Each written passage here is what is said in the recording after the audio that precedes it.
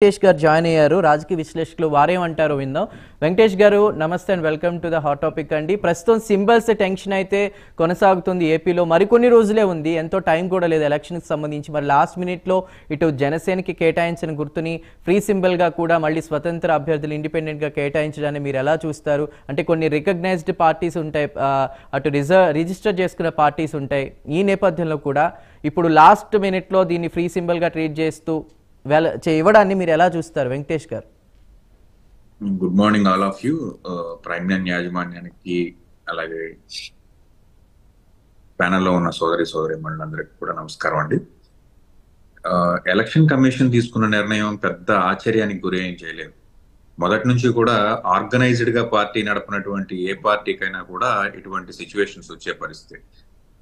ముఖ్యంగా ఉభయ తెలుగు రాష్ట్రాల్లో ఎలక్షన్ కమిషన్ ఎలా పనిచేస్తుంది, ఎలక్షన్ కమిషన్ పాయింట్ ఆఫ్ వ్యూలో మనం ఎలా ముందుకెళ్ళాలి అని ప్రీ ప్లాన్డ్ గా ఉండేటువంటి పార్టీలకి ఇప్పుడు ఇక్కడ ఏమి జాతీయ పార్టీలు ఏమి లేవు. వైఎస్ఆర్సీపీ పార్టీ కూడా రాష్ట్ర స్థాయి పార్టీనే, అలాగే తెలుగుదేశం పార్టీ ఉభయ తెలుగు రాష్ట్రాలకు మాత్రమే పరిమితం అయింది. కాకపోతే ఏంటంటే వాళ్ళు ముందు జాగ్రత్త చర్యగా వాళ్ళు చాలా ప్లాన్డ్ గా ఉంటారు. అలాగే వాళ్ళు ఆల్రెడీ అధికారంలో ఉన్నారు, వాళ్ళ మేజర్ ఓటింగ్ షేర్ ఉంది కాబట్టి వాళ్ళ పార్టీ సింబల్స్ నేను కదిలించేటువంటి ఒక పరిస్థితి కాదు. అదే పరిస్థితుల్లో తెలుగుదేశం పార్టీ ఎలా అయితే చాలా ఆర్గనైజ్డ్ గా ఉంటుందో వాళ్ళ మిత్రపక్షమైనటువంటి జనసేన పార్టీ కూడా కాస్త ముందు జాగ్రత్త చర్యలు తీసుకున్నట్లయితే వాళ్ళ ఈ దుస్థితి వచ్చేది కాదు. ముఖ్యంగా చెప్పాలంటే మనకు అందరికీ తెలిసిన విధంగానే Pawan Kalyan is a star campaigner of the election అనమాట.